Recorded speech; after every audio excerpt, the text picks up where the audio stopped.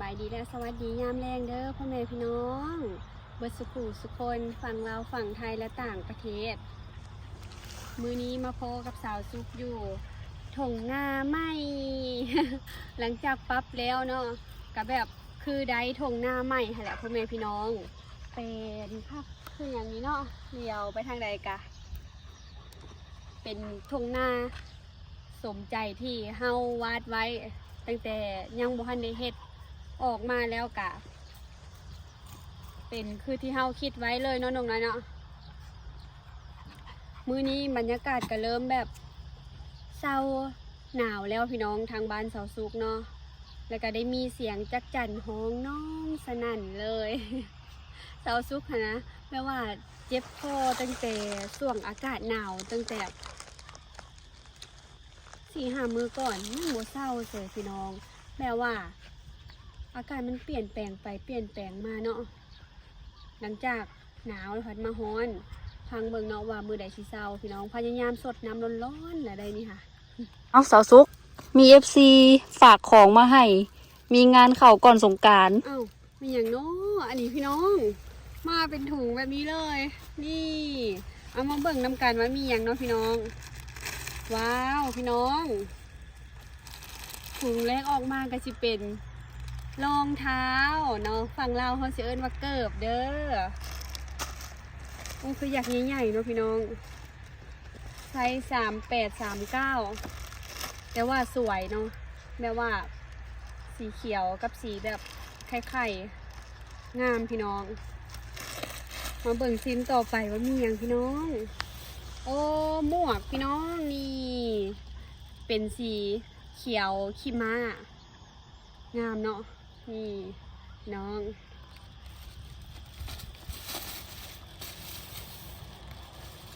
FC ทางฝั่งไทยเพิ่นฝากงานมาให้สาวซุกอีกแล้วพี่น้องนี่เป็นเสื้อลายใส่เล่นสงกรานต์ด้วยนี่เนาะพี่น้องอันนี้อ้าวบ่เห็นไซส์เนาะน่าจะเป็นฟรีไซส์พี่น้องโอ้งามเนาะใส่ไปเล่นสงกรานต์นี่ตัวแรกเอามาเบิ่งตัวที่2กันเลยพี่น้องเสื้อยืดสีแดงเนาะปารีสเพื่อนวะนี่โอ้ยังมีอีกเด้อพี่น้องตัวที่3นี่ก็คือเฮาเห็นกันนั่นโฆษณาบ่อยๆในทีวีเนาะน้องน้อยเนาะตัวนี้เนาะก็คือเสื้อซีมังบ้านสาวสุกเอิญตาเสือเนาะนี่พี่น้องไซส์ S แต่ว่าเป็น S ใหญ่ประมาณ3M เนาะโอ้ยังเด้อพี่น้องอันนี้เป็นกางเกงเนาะกางเกงหรือว่าส่งปีใช้พี่น้องมาบาทนี้สาวซุกสิไปใส่มาแต่ละเซตให้พี่น้อง FC เบิ่งเนาะ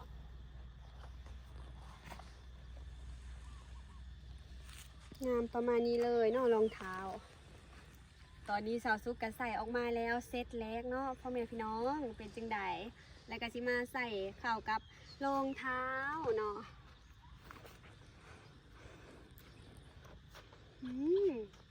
ผักเด้อรองเท้าเนาะมีแบบรัดส้นนำ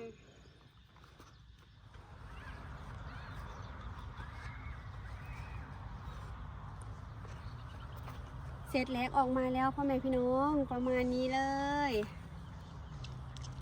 เสื้อนี้เป็นเสื้อฟรีไซส์เด้อพี่น้องใส่ได้ทั้งยิงทั้งทรายซื้อไปใส่ในวันสงกรานต์เป็นเซตคู่กับแฟนได้เลยเนาะผู้ชายเขาจะใส่แบบใส่เสื้อกล้ามทั้งในแล้วก็โบปิดกระดุมแบบนี้กระเทเนาะผู้หญิงเขาก็ใส่แบบเสื้อทั้งในเสื้อใส่เดี่ยวหรือว่าเสื้อยืดก็ได้เขาก็ใส่ประมาณนี้โบปิดกระดุมถือว่าแบบเท่เนาะพี่น้องแล้วก็เก๋สวยเลยแล้วก็มีหมวกกันร้อนใส่ไปเล่นสงกรานต์ใส่ประมาณนี้เวลาเราออกแดดเนาะเซตนี้เท่ๆเก๋ๆเลยพี่น้องถ้าว่าซื้อเป็นชิ้นแบบแยกเนาะเสื้อ150กางเกง150รองเท้า288 บาทหมวก180 บาทเนาะพี่น้อง รวม768 บาท4ชิ้นได้4อย่างเนาะแต่ว่าโปรสงกรานต์นี้จะมีราคาพิเศษให้ลูกค้าทุกท่าน คือได้เซ็ต4ชิ้น4อย่างแบบนี้เพียง550 บาทเองเด้อพ่อแม่พี่น้องสุดคุ้มเลย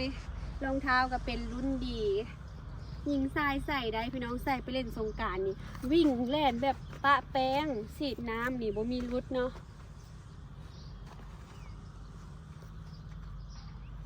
จะใหญ่กว่าไซส์สาวซุกหน่อยหนึ่งแต่ก็ใส่ได้เด้อพี่น้องนี่ปกติสาวซุกใส่36 37ตัวนี้เป็น38 39เขาใส่รัดส้นเข้าไปมันก็โอเค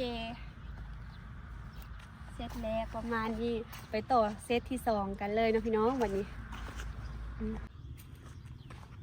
เซตที่2มาแล้วพ่อแม่พี่น้องเป็นเสื้อสีแดงสวยเนาะอันนี้ถือว่าเป็นแดงที่ถูกต้องเลยพี่น้องสวยแบบบ่แจกตาเนาะสวยแบบคล้ายๆแดงวายเลย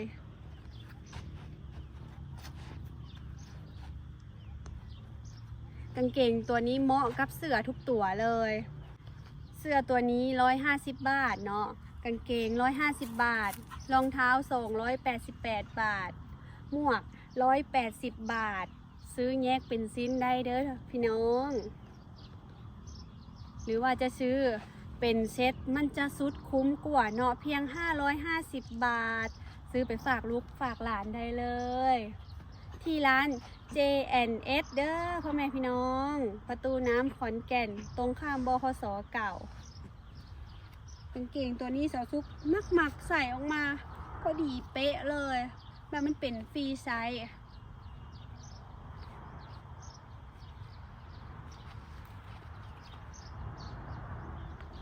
ใส่ไปเล่นสงกรานต์กะเหมาะแหงโปรโมชั่นช่วงสงกรานต์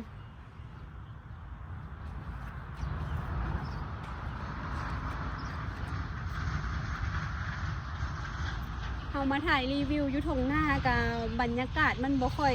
แบบคักปานใดเนาะพี่น้องแม้ว่าช่วงนี้ทุ่งนามันบ่มีความสดใสมันยังบ่มีหญ้าขึ้นทุ่งนาเฮากับปรับใหม่เนาะถ้าเฮาไปถ่ายบอนที่ว่ามีต้นไม้ใบตอกเขียวๆขจีมันก็จะออกมาสีสวยสดใสเนาะช่วงนี้หน้าแล้งก็จะประมาณนี้เนาะพี่น้องบรรยากาศไปต่อเซตที่3กันเลยพี่น้องเซตที่3นี่จะแปลกหมู่เนาะเซตที่3เพราะว่าเป็นเสื้อแบบว่า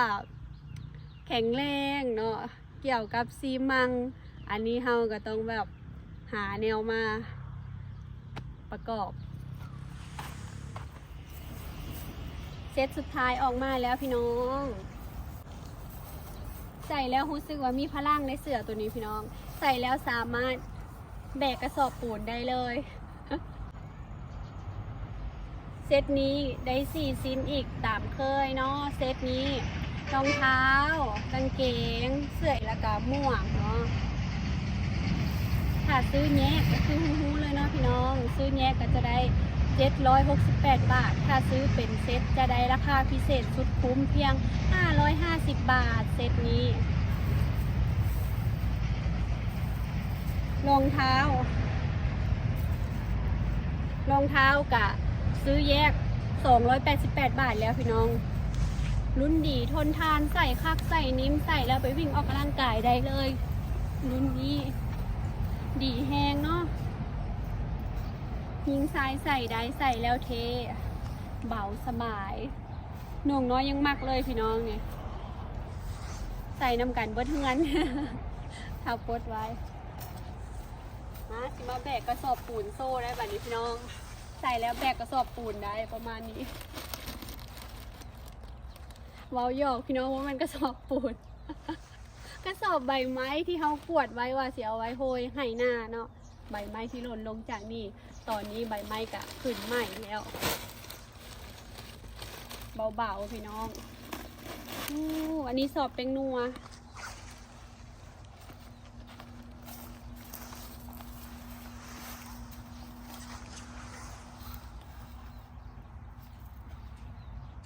ใส่แล้วดู แข็งแรงทนทานแบกหยังก็ได้ สมกับเป็นเสื้อซีมังเลยแหละพี่น้อง ประมาณนี้จังใดก็อย่าลืมอุดหนุนร้าน J&S เด้อพ่อแม่พี่น้อง ก่อนสงกรานต์เนาะทางร้านเพื่อนก็จะลงเสื้อผ้าใส่ไปเล่นสงกรานต์เนาะโปรโมชั่นพิเศษเนาะซื้อเป็นเซตก็จะได้ราคาถูกซื้อแยกเพื่อนก็ขาย แต่ว่าซื้อเป็นเซตเขาจะได้แบบว่าราคาถูกสุดคุ้มเนาะพี่น้องเนาะประมาณนี้ถ้าว่ามักเซตใดก็สามารถเลือกซื้อให้ลูกให้หลานให้สู้ให้แฟนได้เลยเด้อพ่อแม่พี่น้อง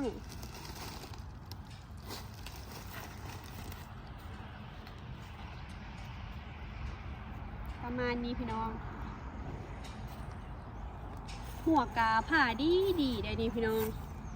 หนูน้อยน่าสิมักเลยแหละนี่หมวกยิงทรายใส่ได้ผ่าดีเนาะเป็นสีที่สวย